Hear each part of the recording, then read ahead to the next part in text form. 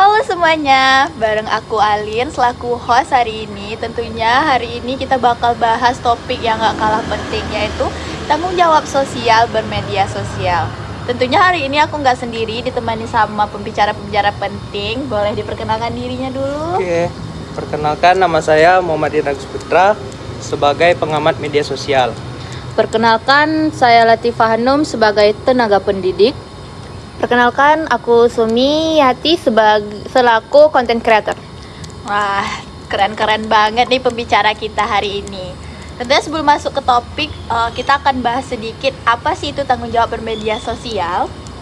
Media sosial itu kan bukan cuma tempat berbagi update status, upload foto, video, nge-share hiburan, tetapi tanggung jawabnya itu penting khususnya di sekarang. Mulai dari cara kita berkomentar, membagikan informasi, sampai menyikapi perbedaan pendapat.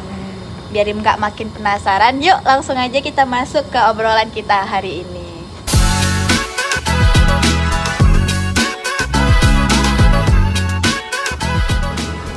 Nah, Latifah, sebagai tenaga pendidik nih, sebenarnya apa sih tanggung jawab sosial di media sosial itu? Nah, intinya gini, tanggung jawab media sosial di media sosial yaitu gimana kita pakai media sosial dengan sadar. Nggak asal posting, nggak asal share, dan mikirin juga dampaknya ke orang lain. Bukan cuma mikirin view atau likes. Seperti kan ada yang viral sekarang bagikan link, tapi linknya tuh kayak hoax atau nggak bisa diklik langsung. Kalau klik langsung kita nanti bisa data kita situs-situs yang berbahaya. Itu juga bisa berdampak buat tanggung jawab sosial di media sosial.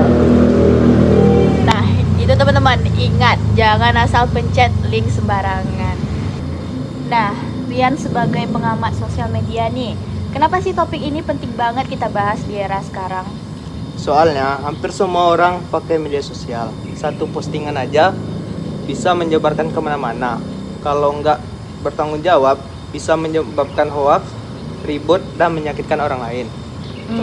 Seperti yang saat ini yang sedang ramai di media sosial nggak sih, seperti TikTok, kayak video AI kan iya. itu bisa berdampak hoax kepada orang tua atau anak-anak. Kan AI itu buatan manusia yang bisa menyebarkan hoax. Kalau orang tua nggak tahu itu kayak dia mikir oh ini asli nggak sih gitu kan, itu bisa menyebarkan hoax dan Bikin orang tua tuh mudah ketipu gitu kan. Apalagi orang tua tuh kan dia kurang menyaring gitu. Jadi dia rata-rata untuk orang tua tuh mudah percaya sama apalagi AI yang kayak gitu kan kayak kelihatan real. Jadi dia susah bedain mana yang nyata sama yang enggak gitu.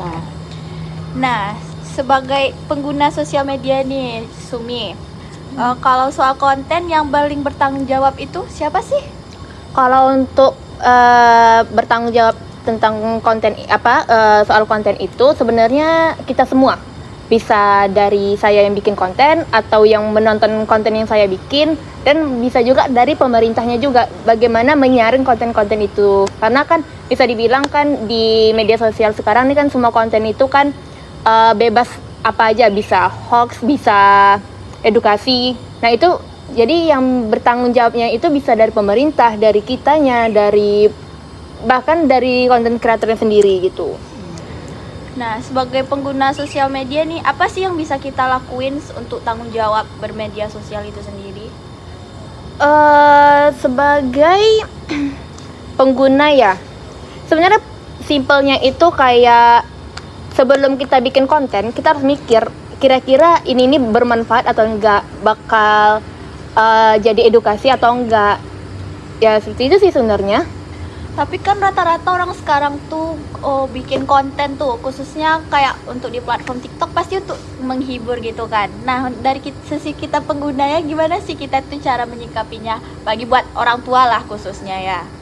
ya seperti orang tua sekarang kan kayak kayak kita cuma kayak menghibur, tapi orang tua tuh mikir iya ini apa sih kok kayak gini konten dia, kok gini kayak mandi lumpur kemarin. Itu kan bisa menyebabkan pemikiran orang tua sama Gen Z lah. Seperti kita kan berbeda. Kalau kita kan cuma buat hiburan. Kalau orang tua kan mikir ini apa sih, demi uang, demi apa, pasti kan gitu. Jadi intinya tuh kalau dari kita tuh kita harus pandai lagi nggak sih memilah-memilih gimana konten gitu kan. Iya. Mungkin dari sisi orang tuanya itu tuh tanggung jawab anak-anaknya lah, harus mengedukasi gimana ya Iya, kan. betul. Nah, Lian, media sosial ini kan katanya bebas nih. Ada batasan nggak sih dalam kita bermedia sosial itu? Ada banget, tapi jangan sampai menyebarkan kebencian, fitnah, atau menjatuhkan orang lain. Kebebasan kita berhenti atau udah merugikan orang lain. Berarti kita nih nggak boleh semena-mena gitu nggak sih bermedia sosial? Kita juga harus tahu batasan gitu kan. Jangan sampai media sosial ini kita gunakan sebagai untuk Penyebar kebencian, menyebar ujaran kebencian gitu nggak sih? atau enggak kayak menghina satu sama lain. Intinya jangan sampai merugikan orang gitu. Nah, Latifah, apa sih dampaknya kalau kita nggak bertanggung jawab dalam menggunakan media sosial ini? Dampaknya kalau kita tidak bertanggung jawab dalam media sosial ini, yang sering kita lihat, hoax semakin banyak, pembulian di mana-mana, orang gampang emosi, dan masyarakat jadi terpecah gara-gara beda pendapat. Ya nggak sih? Iya, betul banget sih. Apalagi kan bisa kita lihat sekarang orang-orang tuh mudah sekali berkomentar negatif di kolom komentar Nah, gitu kan. Dari komentar seperti pembulian itu kan bisa, mental orang bisa rusak karena pembulian yang di mana-mana di komentarnya kan banyak yang apa namanya? Yang bikin mental orang jatuh gitu kan. Kan bisa dari mental dia jatuh, kan dari pembulian tersebut bisa jadi bunuh diri. Iya. Intinya kita tuh harus bijak gitu, nggak harus, pokoknya kita harus bertanggung jawab banget menggunakan media sosial karena dampaknya bukan hanya untuk kita sendiri, orang lain juga pasti bakal kena dampaknya kan. Menurut Sumi, kok media sosial itu bisa banget sih ngebentuk opini publik? Karena kan untuk viral di media sosial itu kan sangat mudah. Kayak kemarin tuh mandi lumpur tuh. Live mandi lumpur itu kan sangat viral tuh. Nah, kenapa bisa membangun opini publik? Karena dia tuh sering kayak orang sering nonton terus algoritmanya itu bakal terulang-ulang terus sampai ke tempat ya kayak ke akun-akun orang yang lainnya. Jadi karena sering muncul kayak mandi lumpur itu kan, jadi orang tuh mudah percaya gitu ya. Iya. Menurut Latifah lagi nih, ini kayaknya lebih banyak Latifah kita hari ini ya teman-teman. Apa sih literasi digital itu penting nggak? Kalau menurut aku sih penting banget, karena kan biar kita nggak gampang kemakan hoax, ngerti cara kerja media sosial, dan nggak asal percaya sama semua yang lewat di timeline. Jadi biar kita tuh kayak nggak langsung plek-plek banget lah gitu dengan informasi. Jadi kita bisa nyaring dulu nih bener ya. Atau enggak nih informasi yang Jangan diberi. asal cuma ini percaya nggak sih, ini apa nggak sih, enggak. Kita harus saling sharing atau menyaring gitu nggak sih? Sharing and caring kan. Iya, betul. Nah, Rian, sebagai pengamat nih, menurut kamu aturan pemerintah dalam bersosial media itu udah cukup belum? Aturannya pasti ada, tapi penerapannya yang masih banyak tantangan. Perkembangan media sosial sangat cepat, sementara kesadaran penggunanya belum merata. Jadi lebih ke undang-undangnya tuh udah ada, tapi gimana cara orang penggunanya itu menyikapinya nggak sih? Iya, jadi lebih kayak menyadari nih bagi penggunanya tuh untuk menyikapi media sosial tuh kayak apa. Nah, menurut Sumi, platform media sosial sendiri itu harus ngapain sih fungsinya? Nah, kalau misalnya kita punya media sosial, kita tuh harus tegas dalam konten yang bermasalah. Misalnya terus transparan juga soal algoritma dan benar-benar menjaga keamanan data kita sendiri. Jangan sampai data kita tuh bocor dan disalahgunakan oleh orang lain. Ya. Ya Kayak kan, yang link tadi saya itu bilang tadi kan ya. kayak nggak asal pencet link-link yang disebarkan apa namanya? secara Iya, gitu ya. harus ini benar nggak sih, jangan asal pencet, nanti kan data kita bisa tersebar kemana-mana. Iya. Terus data kita salah gunain gitu kan.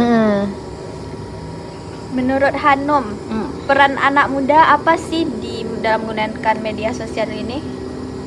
Peran anak muda bisa jadi contoh, misalnya bikin konten positif, edukatif, nggak ikut-ikutan nyebarin hal negatif, minimal jangan nambah masalah.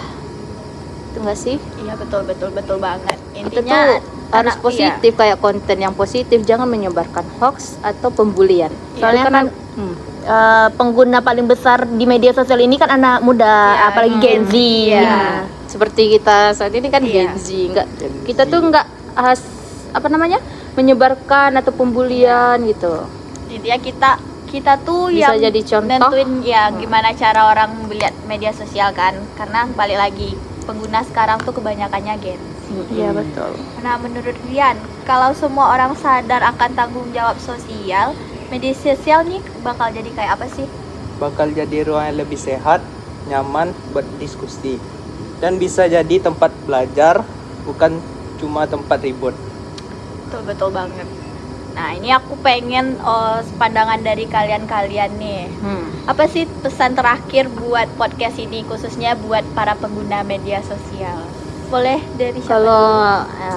Kalau menurut aku sih boleh aktif di media sosial, tapi jangan lupa bertanggung jawab, dan berita-berita hoax jangan mudah dipercaya, dan pembulian jangan ada. Menurut Rian? Menurut aku, apa yang kita posting hari ini bisa berdampak panjang ke banyak orang. Jadi harus bijak dalam memposting video nih, Iya. foto gitu. Oke, dari Suminya. Kita harus lebih menyaring lagi nih informasi yang ada di media sosial, karena kan informasi itu bukan dari satu orang aja, bisa banyak orang menyebarkan informasi. Jadi kita harus pandai menyaring, jangan sampai Jangan mudah kebakan hoax. termakan hoax. Nah, itu tadi obrolan kita teman-teman tentang tanggung jawab dalam sosial media. Semoga dari pembahasan hari ini kita semua semakin sadar kalau media sosial itu bukan cuma untuk bebas berekspresi, tetapi juga tanggung jawab. Terima kasih buat teman-teman yang udah nonton podcast hari ini. Aku Alin selaku host, pamit undur diri. See you, bye-bye. Bye.